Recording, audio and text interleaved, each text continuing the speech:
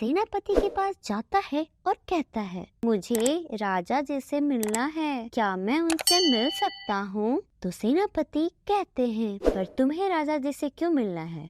आखिर तुम्हें उनसे कौन सा काम है? तो चंपक कहता है, मुझे उनसे बहुत जरूरी काम है।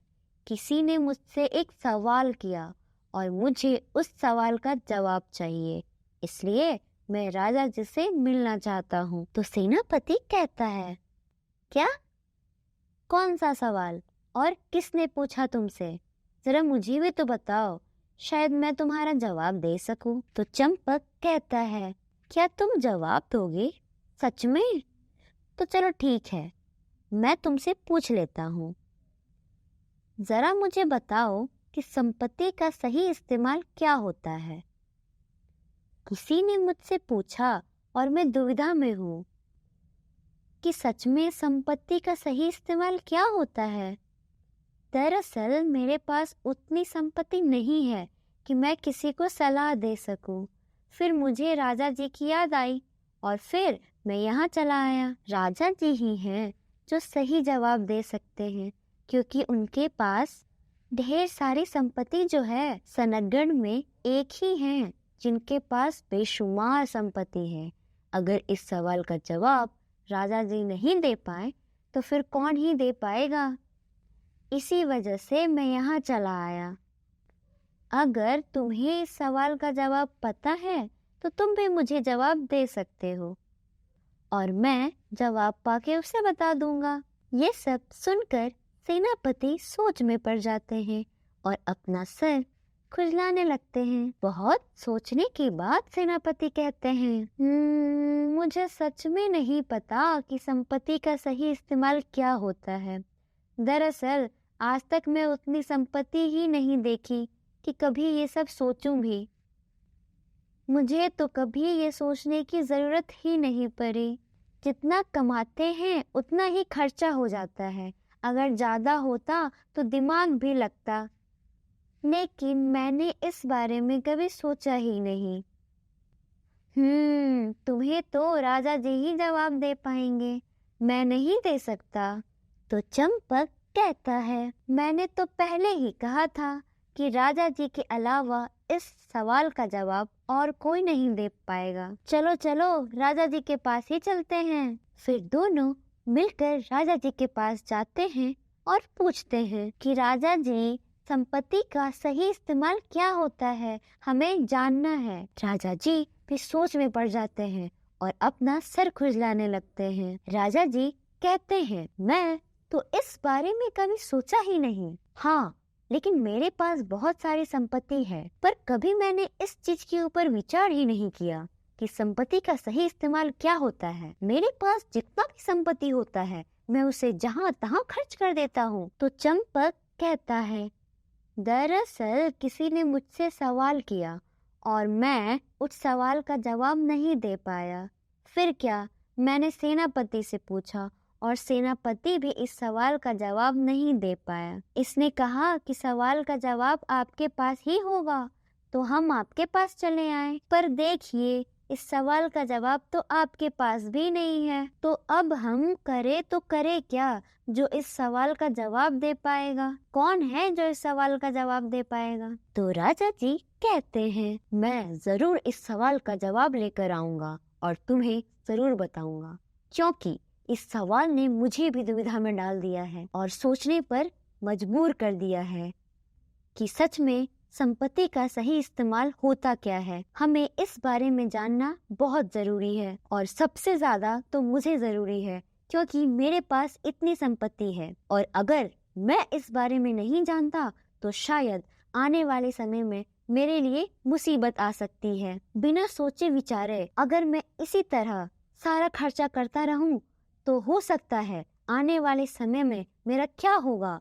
मैं जरूर इस सवाल का जवाब ढूंढ कर लाऊंगा और तुम्हें जरूर बताऊंगा। फिर राजा जी पूरे गांव के लोगों को बुलाते हैं और उन लोगों से पूछते हैं कि तुम ही लोग बताओ, मुझे किस संपत्ति के सही इस्तेमाल कैसे करनी चाहिए और संपत्ति का सही इस्तेमाल कैसे किया जा सकता है। तो बाबन कहता है, क्या आपने हमें इस सवाल का जवाब पाने के लिए यहाँ पर बुलाया है? तो राजा जी कहते हैं, हाँ बिल्कुल, मुझे इस सवाल का जवाब चाहिए, मतलब चाहिए। अगर किसी के पास बहुत ज्यादा पैसा है तो उसे जरूरतमंद पैसे अपने पास रखने चाहिए और बाकी के पैसों को खर्च कर देना चाहिए।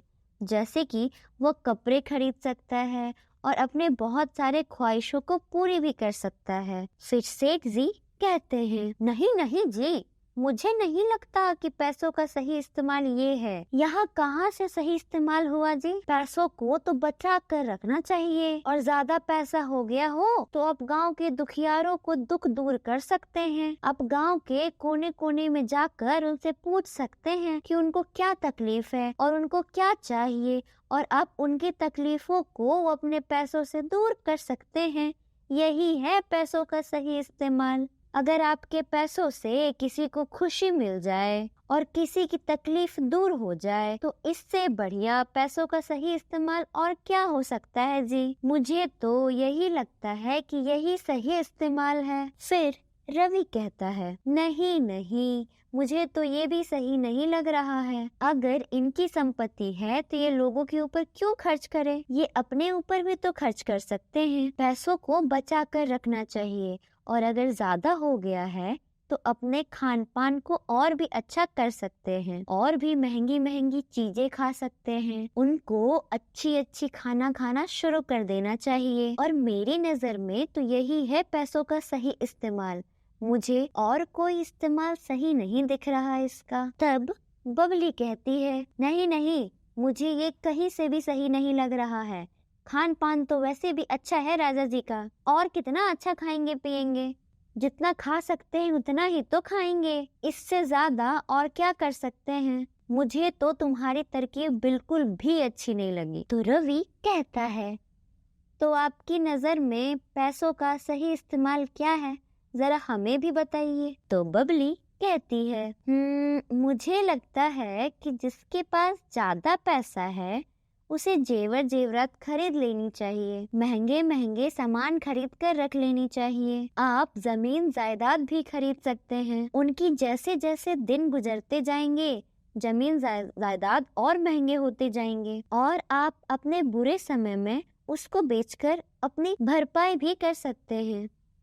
और अगर आपको बेचना ना हो तो वहाँ पर आप घर भी तो बना ही सकते हैं। इसमें सुविधा ही सुविधा है। यही है पैसों का सही इस्तेमाल। इससे अच्छा तरीका और कोई भी नहीं हो सकता है। फिर राजा जी कहते हैं, तुम कह तो सही रही हो, मुझे तुम्हारी तरकीब सबसे ज्यादा अच्छी लगी, लेकिन मैं दद्दू से भी सुनना चाहता हूँ कि दद्दू क्या कह रहे हैं। आपका क्या कहना है दद्दू? आपकी नजर में पैसों का सही इस्तेमाल क्या है? फिर दद्दू कहती हैं, मुझे लगता है कि अगर किसी के पास ज्यादा पैसा है तो उसे जरूरतमंद पैसे अपने पास रखने चाहिए और अगर ज्यादा हो गया हो तो गरीबों को दान भी कर सकते हैं। हमारे शहर में और देश में बहुत सारे ऐसे लोग होते हैं जो भूखे मरते हैं, उन्हें खाने तक नसीब नहीं होता है। और अगर कोई ज्यादा पैसे वाला है और अपने पेट आसानी से भर पा रहा है और उसके पास इतना ज्यादा है कि वो संभाल नहीं पा रहा है तो दान भी कर सकते हैं और गरीबों की दुआएं ले सकते हैं। मेरी नजर में तो यही है पैसों का सही इस्तेमाल। जमीन जायदाद तो आपके पास है, आपका कुछ कम नहीं है। मुझे नहीं लगता कि आपको किसी भी चीज की कमी है। अगर आप मुझसे पूछे तो मैं आपको यही सलाह दूंगा कि आपके लिए दान करना ही सही होगा। अगर किसी की जिंदगी में कोई तकलीफ नहीं है तो वह दूसरों की दुआएं ले सकता है। यह सुनकर राजा जी कहते हैं, तुम बिल्कुल सही कह रहे हो, मुझे तुम्हारी तरकीब बबली से भी ज्यादा अच्छी लगी है, क्योंकि मुझे खान पान की कोई कमी नहीं है, ना ही जमीन जायदाद की, और मुझे किसी भी तरह की कोई तकलीफ नहीं है।